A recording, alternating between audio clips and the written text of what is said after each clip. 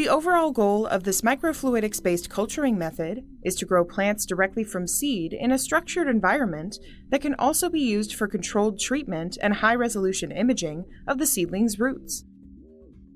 This method can help answer key questions in the plant biology field, such as how plant root growth responds to physical and chemical cues at multiple length scales.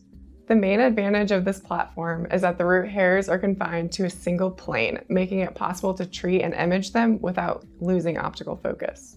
Assisting me today will be Dr. Sahar Hasim. She is a research associate professor at the University of Tennessee.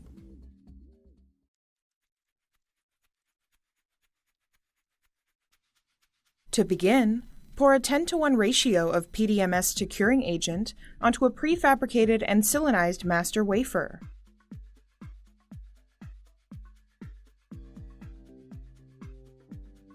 Degas the PDMS in a vacuum chamber, and then cure the polymer in an oven at 70 degrees Celsius for 1 hour.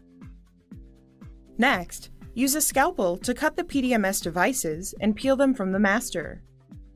Then, use a 1.5 mm biopsy to punch the seed inlet at a 45-degree angle to encourage root growth into the main channel. Also, use the same punch to clear the treatment inlets.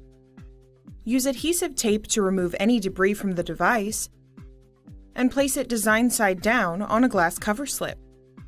Once assembled, autoclave the devices.